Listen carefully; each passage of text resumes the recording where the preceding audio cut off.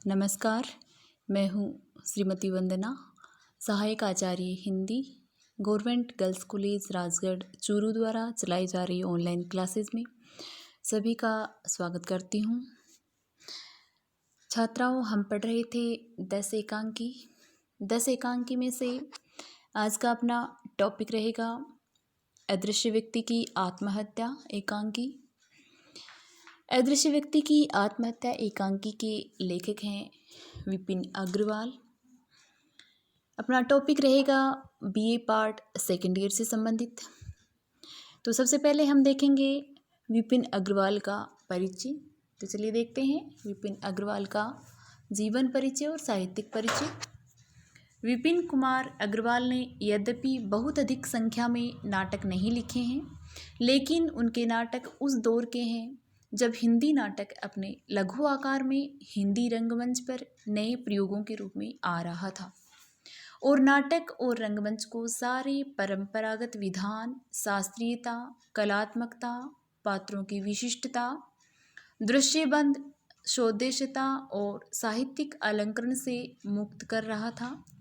हिंदी में असंगत नाटकों का आरंभ भले ही काफ़ी समय पूर्व भुवनेश्वर के नाटकों से हो चुका था, लेकिन समय के पूर्व नए प्रयोग की नियति उन्हें स्वीकार करनी पड़ी थी। विपिन कुमार अग्रवाल ने विसंगति को अपने नाटकों का आधार बनाया और विसंगति के नाटकों का एक इतिहास बनाने और हिंदी रंगमंच को प्रयोगशीलता से समृद्ध करने में उनका महत्वपूर्ण योगदान है। उनका 3 अपाहिज इस अर्थ में हिंदी नाटक और रंगमंच दोनों को जीवन की अर्थहीनता, अस्तित्व संकट, रिक्तता, अकेलेपन की अभिव्यक्ति और नए शैली शिल्प से विकसित करने वाला नाटक है। तीनों अपाहिज आधुनिकता की ही परिणति है, जिसे नाटककार ने बिना किसी निश्चित कथानक के, बिना नायकत्व की पूर्ण धारणा के, छोटे छोटे असंबद्ध ऊल जुलूल वाकयों और स्थितियों के जटिल संयोजन से प्रस्तुत किया है। भाषा की अर्थहीनता, पात्रों की क्रियाएं, मुद्राएं जीवन की मूल्यहीनता का बोध कराती है। इस प्रसिद्ध रचना के बाद विपिन कुमार अग्रवाल का लोटन नाटक भी विसंगति की अभिव्यक्ति है। यद्यपि यह 3 अपाहिज जैसी सशक्त रचना नहीं है, वह अपने नाटक एक शब्द है, कूड़े का पीपा आदि नाटकों से भी रचित हुए।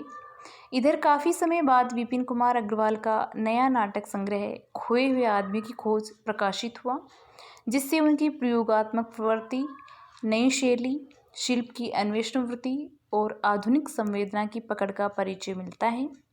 इनमें जीवन में व्याप्त एवर्सिटी का चित्रण तो है, लेकिन 3 अपाहिज की तरह ये नाटक एबस्ट नाट्यधारा से बंधे नहीं हैं। नाटककार ने अपनी दिशा केवल इसी अर्थ में यहाँ बदली है, अन्यथा नाटक और रंगमंच, जीवन और मनुष्य, भाषा और शिल्प के प्रति उसकी दृष्टि वही है। कहानी, उपन्यास, नाटक तीनों विद्याओं का अंतर विपिन कुमार अग्रवाल की दृष्टि में विषयगत नहीं है, बनावट का, ढंग का, भाषा का या इस्तेमाल में लाई गई इकाइयों का है। कविता में बिंब प्रधान हो जाता है, उपन्यास में विवरण और नाटक में मुठभेड़। वह नाटक में विशेष प्रकार की मुठभेड़ को लेकर बहुत स्पष्ट है। जीवन, भाषा, अभिनेता और दर्शक की मुठभेड़ रंगमंच पर होती है। साधारण फार्मूला नाटक में इन चारों का स्थैतिक मिलन मात्र होता है। सही अर्थ में नाटक तभी पैदा होता है जब इनका एक गतिज आपसी संघर्ष मंच पर पनपता है। एक नाटककार के रूप में विपिन कुमार अग्रवाल नाटक में इस संभावना और मौलिकता के प्रति सजग दिखते हैं। वह यह भी अनुभव करते हैं कि हर नाटक में एक से अधिक अवसर आ सकते हैं। जब ऐसी सृजनात्मक मुठभेड़ पनप जाए, ऐसी मुठभेड़ों के सिलसिले मिलकर एक सर्वथा नई मुठभेड़ को आकार दे सकते हैं। नाट्य रचना में भाषा को मुख्य आधार मानते हुए वह नाटक को ऐसी विद्या मानते हैं जो भाषा को बदलता है और निरंतर बदलता बनाता चलता है। वह परिचित सांस्थानिक भाषा के उपयोगों के बीच में सहज क्षणों में बोली जाने वाली भाषा को ढूंढकर लाया है। वह अपने इस संग्रह के नाटकों की रचना में एक ऐसी भाषा की खोज करता है जो वर्दी से दूर हो और मुठभेड़ के लायक हो। यह ईमानदारी विपिन कुमार अग्रवाल में आरंभ से ही रही है। नाट्य भाषा और उसकी बनावट, उसमें भरी हरकत और गूंथे वातावरण की ध्वनित होते अनुभव की प्रभावशीलता उनके नाटकों में मौजूद है। अदृश्य व्यक्ति की आत्महत्या नाटक के क्षेत्र में नवीनतम धारा है एबेस्ट नाटक। एबेस्ट का अर्थ है अर्थहीन, उलझुल या बेहुदा। आज के सभ्य समाज में हम सभी ऐसी स्थितियों से घिरे हैं जो निरर्थक हैं। ऐसा व्यवहार करने को मजबूर है जो बेहुदा है। ऐसी बातें करने की लीक पीटते हैं जिनका कोई मतलब नहीं है। हमारा मतलब, हमारी बातचीत, हमारी स्थितियाँ कहीं भी आदमी आदमी के बीच समझ या सहृदयता का सेतु नहीं बनाती, एक ढोंग और आडंबर की दीवार को बनाए रखती हैं। एबेस्ट नाटक इन सब ढोंग को बेनकाब करके जिंदगी के गहरे अर्थ की तलाश करता है।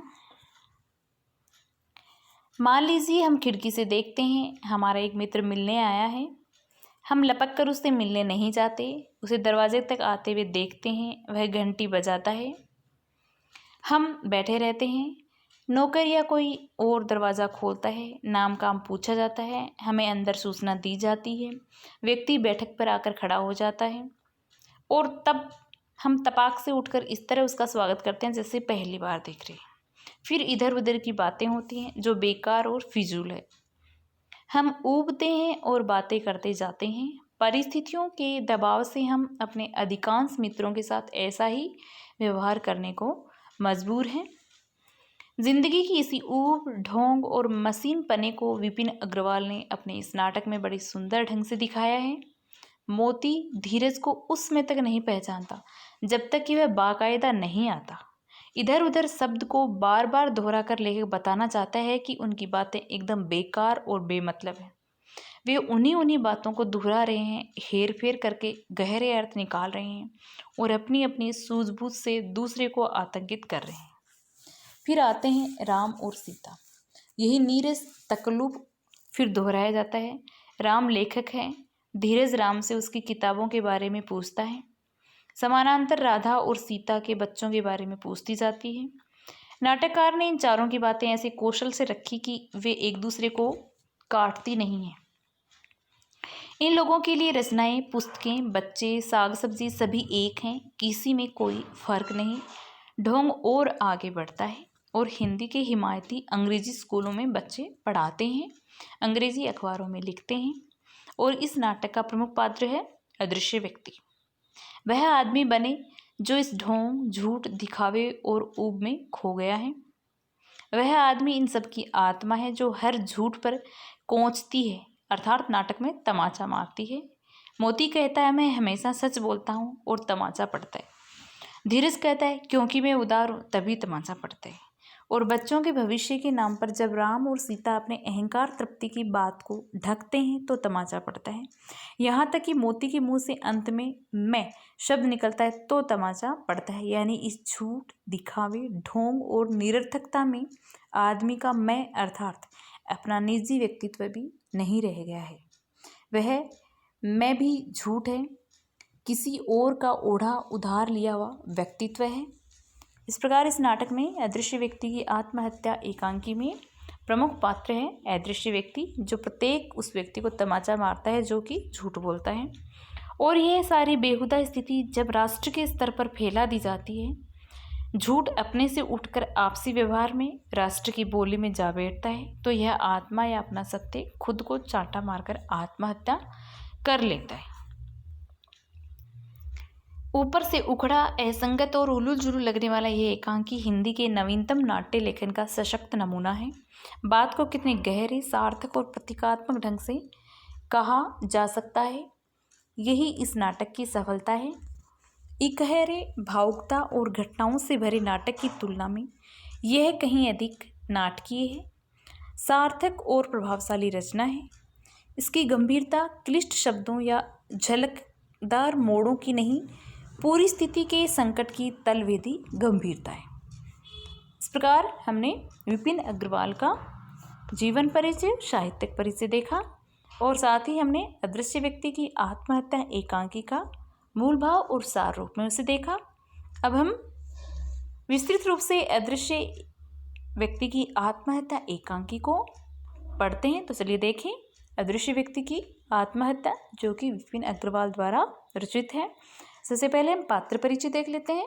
मोती, धीरज, राम, सीता और राधा, ये इसके प्रमुख पात्र हैं। एक मामूली सा नया बना हुआ दूसरी मंजिल का घर है। देखने से लगता है कि बड़ी इमारत से बहुत ऊंचे से पंक्ति में बने हुए घरों में से एक है। सामने तीनों ओर लकड़ी की रेलिंग से घिरा हुआ चौड़ा बारजा है। पीछे 2 दरवाजे हैं, एक अंदर कमरे में जाने के लिए, बीच में एक बिल्कुल दाहिनी ओर सीढ़ियों पर जाने के लिए। मंच पर 3 कुर्सियां, एक छोटी मेज और कुछ गमले सजे हैं। सीढ़ी वाला दरवाज़ा हमेशा खुला रहता है और बीच वाला दरवाज़ा हमेशा उड़का रहता है। शाम का समय है। धीरज एक 30 वर्ष का गोरा व्यक्ति मोटा चश्मा लगाए और दार्शनिक की शक्ल लिए सीढ़ियों वाले दरवाजे से खाली बारजे पर आता है। आकर सीधे वह चलता चला जाता है जब तक कि रेलिंग से टकरा नहीं जाता। सामने गिरते गिरते बसता है, पर संतुलन पुनः प्राप्त कर लेने के बाद बजाय घबराने के वह अधिक खुश दिखाई देता है। सीढ़ी वाले दरवाजे पर वापस जाकर वहां से गिनकर 2 कदम आगे बढ़ता है या आगे उनके अपने कदमों को रखता है और भीतर वाले दरवाजे के ठीक सामने पहुंच जाता है। सामने लटकी हुई कुंडी को एक बार से उठाकर बिना बजाए ही वापस संभाल कर छोड़ देता है। ऊपर से नीचे तक एक उंगली से दरवाज़ा टंटोलता है, मानो कुछ ढूंढ रहा हो। कुछ दूर तक ऊपर से नीचे ढूंढने के बाद उसकी अंगुली दरवाजे में बने एक छेद में चली जाती है। खुश होकर कहते हैं यही है। वह तुरंत कुंडी उठाकर बजा देता है। दरवाज़ा खुलता है। मोती करीब 40 वर्ष का एक स्वस्थ व्यक्ति दरवाज़ा खोलता है। मोती कुछ देर तक धीरज को बिना पहचानने ताकने के बाद, आप किसे पूछ रहे हैं? धीरज कहता है अपना चश्मा ठीक करते हुए। अरे क्या बना रहे हो मोती? मैं धीरज हूँ। धीरज मोती न समझने का सिर हिलाते हुए, तुम्हें कैसे मालूम कि यह मोती का घर है? धीरज शान से तनकर खड़े होकर और थोड़ी ऊपर उठाकर, मैंने 2 कदम सामने रखे, फिर 3 कदम दाहिनी ओर, हाथ से बहुत कुछ हो चुका का इशारा करके बीच में टोकते हुए, क्या तुमने तीसरे कदम पर रखी हुई कुर्सी पर बैठकर देखा कि वह लंगड़ी है या नहीं? धीरज कुछ शक पकाते हुए, शरीर में कुछ शिथिलता पाते हुए, पर थोड़ी अब भी उठाए हुए, तुम्हें कैसे मालूम कि मैंने कुर्सी पर? मोती बीच में बोलते हुए, मैं दरवाजे के छेद से देख रहा था, पल भर रुककर। ऐसे ऐसे इस लाइन में छेद भी है। 17 घरों में 2 आगे 3 दाहिनी कदम पर कुर्सी भी है। कुल एक ही मकान है जिसमें 2 आगे 3 दाहिनी कदम पर लंगड़ी कुर्सी है और दरवाजे में छेद भी है। धीरज पर मोती, मैं इन मामलों में बहस नहीं चाहता। हमें विदेशियों से अच्छी बातें ले लेनी है और बुरी छोड़ देनी है। हमने उनसे लाइन में बने मकान लिए हैं, पर नंबर नहीं लिए हैं। तुम लोगों का बस चला तो एक दिन वह भी लेना पड़ेगा। अगर तुमने कुर्सी का लंगड़ापन महसूस नहीं किया तो तुमने कैसे मान लिया कि यह मोती का मकान है? मुझे भारत के एक नवयुवक से ऐसी आशा नहीं थी। मोती दरवाज़ा बंद कर देता है। धीरज सीढ़ी वाले दरवाजे पर वापस जाता है। 2 कदम आगे 3 कदम दाहिनी रखकर कुर्सी पर बैठकर उसका लंगड़ापन देखता है। फिर उठकर 2 कदम रख अंदर वाले दरवाजे के पास पहुंच जाता है। पहले की तरह छेद ढूंढता है और कुंडी खटखट खटाता है। मोती दरवाज़ा खोलकर और धीरज को देखकर आश्चर्य और खुशी प्रकट करते हुए, अरे भाई धीरज, तुम कहो क्या हालचाल है? धीरज, ठीक है मोती, आओ बैठो। पीछे का दरवाज़ा बंद कर लंगड़ी कुर्सी पर आकर बैठता है। धीरज एक कुर्सी पर बैठते हुए, और सुनाओ? मोती, सुनाओ क्या? धीरज, यही इधर उधर की। मोती, न मैं इधर गया न उधर की जानता हूँ। धीरज, अगर तुम इधर गए उधर की जानी और तब बात की तो क्या की? मोती, मैं इधर गया और उधर की बात की तो न बात इधर की होगी न उधर की। धीरज कहता है, ठीक है, पर इतना तो कह ही सकते हो कि इधर उधर नहीं है और उधर उधर नहीं है, या दूसरे शब्दों में इधर उधर है और इधर उधर है। और इतना कहने में तुम्हारा क्या जाता है। मोती कहता है बात इतनी आसान नहीं है, इधर उधर नहीं है, उधर इधर नहीं है। इससे यह साबित नहीं होता कि इधर उधर है और उधर उधर है। हो सकता है इधर इधर हो पर उधर इधर न हो, और इधर इधर न हो पर उधर उधर हो, या न इधर इधर हो और न उधर उधर हो। धीरज, अगर तुम ठीक यही कह देते कि इधर इधर है और उधर उधर है तब भी मैं मान जाता, पर तुम तो कहना ही नहीं चाह रही थी। एक मोटा तगड़ा आदमी बाईं ओर से रेलिंग लांघकर बारजे में आ जाता है और मोती के पास बेधड़क आकर खड़ा हो जाता है। धीरज और मोती उसकी तनिक परवाह नहीं करते, जैसे उन लोगों ने के लिए वह व्यक्ति अदृश्य हो, यानी उन्हें वह दिखाई नहीं देता है। मोती, मैं इधर को इधर और उधर नहीं कह सकता था। धीरज, आगे झुककर आश्चर्य से, क्यों? पीछे आराम से बैठते हुए, जितनी बार कहो कह दूं। मोती की ओर एक हाथ करके, फिर तुम क्यों नहीं कह सकते? मोती तनकर बैठते हुए, क्योंकि मैं हमेशा सच बोलता हूँ। अंतिम 3 शब्दों के निकलते ही अदृश्य व्यक्ति मोती के एक तमाचा जड़ देता है, फिर आराम से जिधर से आया था उधर चला जाता है। मोती अपना गाल सहलाता है और अवाक इधर उधर देखता है। अब अदृश्य व्यक्ति मोती के गाल पर तमाचा इसलिए लगाता है क्योंकि मोती ने जो वाक्य कहे, क्योंकि मैं हमेशा सच बोलता हूँ, यह बात उसने बिल्कुल झूठ बोली थी, और झूठ बोलते ही अदृश्य व्यक्ति उसके तमाचा लगा देता है, फिर गायब हो जाता है। धीरज, क्या हुआ? मोती, मुझे किसी ने तमाचा मारा। धीरज, पर किसने? मोती, मुझे क्या मालूम, यह देखना तमाचा खाने वाला का काम नहीं। उठकर रेलिंग से नीचे की ओर इधर उधर देखता है, फिर सिर हिलाता हुआ निराश वापिस आकर कुर्सी पर बैठ जाता है। धीरज, किधर से आया जिसने तुम्हें मारा? सोचता है। मोती, जिधर से अदृश्य व्यक्ति आया था उधर इशारा करते हुए, उधर से तो नहीं आया। धीरज उठकर सीढ़ियों पर नीचे झांकता है, लौटकर कुर्सी पर बैठ जाता है। इधर से भी नहीं आया। मोती कुर्सी के हाथ पर मुक्का मारते हुए, अगर इधर से भी नहीं आया, उधर से भी नहीं आया, तो किधर से आया? इस प्रकार से हमने अदृश्य व्यक्ति की आत्महत्या एकांकी का कुछ भाग आज पढ़ लिया है। आज के लिए इतना ही। बहुत बहुत धन्यवाद।